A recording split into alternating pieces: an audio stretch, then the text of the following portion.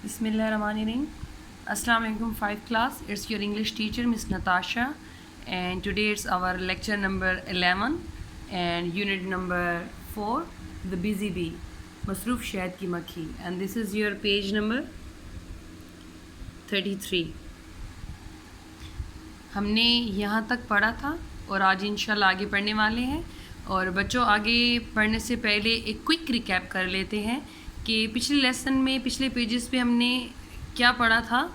हमने ये पढ़ा था कि शहद की मक्खी को इतना मसरूफ़ क्यों कहा जाता है, उनका रहन सहन कैसा होता है। हम तो सब सिर्फ एक बी हाइव, एक छत्ता देख लेते हैं किसी भी दरख्त पे, और बहुत ज़्यादा बीज को हम क्लस्टर की हालत में देखते हैं, तो हम समझते हैं कि बस ये सारी शहद की मक्खियाँ बस एक ही काम करती हैं, शहद इकट्ठा लाकर जमा करती हैं, यही काम।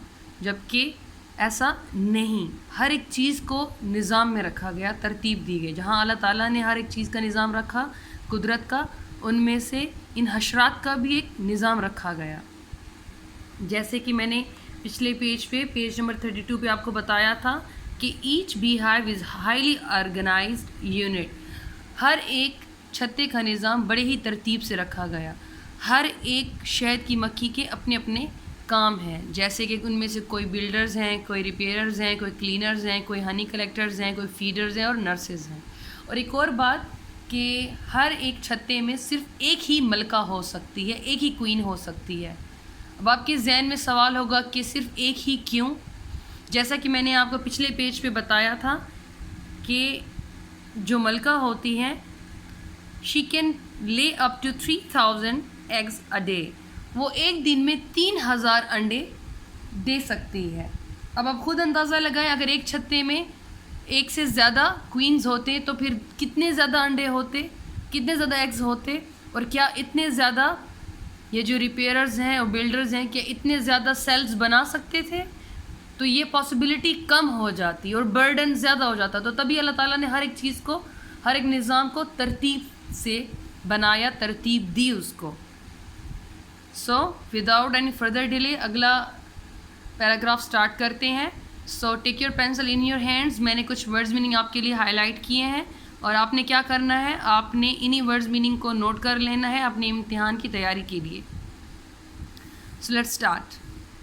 Sometimes a beehive gets so overcrowded that a special phenomenon takes place. कभी कभार एक छत्ते में ज़रूरत से ज़्यादा भीड़ हो जाती है, यहाँ तक कि एक ज़हूर, यहाँ तक कि एक बहुत बड़ी भीड़ जगह लेती है।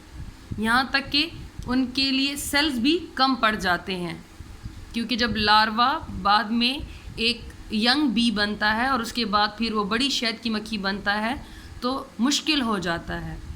तो फिर इस सूरत हाल में कौन सा कदम उठाया जाता है? अ क्लस्टर ऑफ बीज लीव द हाइव। वो कहते हैं अ क्लस्टर ऑफ बीज, शहद की मक्खियों का एक गुच्छा या झुरमट उस छत्ते को छोड़ देता है विद द क्वीन, मलका के साथ, to establish a new colony, एक नई आबादी बहाल करने के लिए। This is called swarming. इसको कहते हैं स्वार्मिंग। स्वार्मिंग का मतलब आपके झुंड, स्वार्मिंग झुंड को कहते हैं। तो वो झुंड में सफ़र करते हैं, शहद की मक्खियाँ झुंड में सफ़र करती हैं।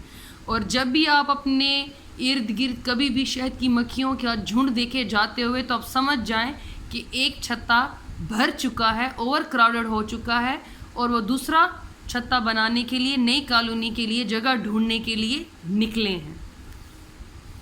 The bees search for a new home. शहद की मक्खियाँ नए घर की तलाश करती हैं। Before finding a suitable spot, वो कहते हैं कि एक मुनासिब जगह ढूंढने से पहले, फॉर द न्यू हाइव, नए छत्ते के लिए, the swarm settles down on the branch of tree. दरख्त की एक शाख पर वो झुंड रिहाइश ले लेता है। सम of the bees form a search party. उनमें से कुछ शहद की मक्खियाँ खोज करने वाला ग्रोह बनाती हैं।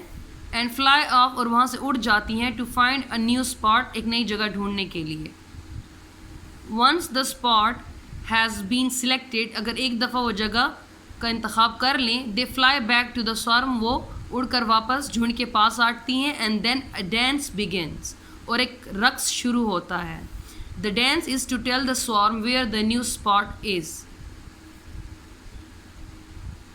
تو وہ کہتے ہیں کہ یہ رقص اس لیے کیا جاتا ہے تاکہ وہ جھنڈ کو بتا سکے کہ نئی جگہ کہاں پر ہے. اگلا پیراگراف نئے لیکچر میں پڑھتے ہیں.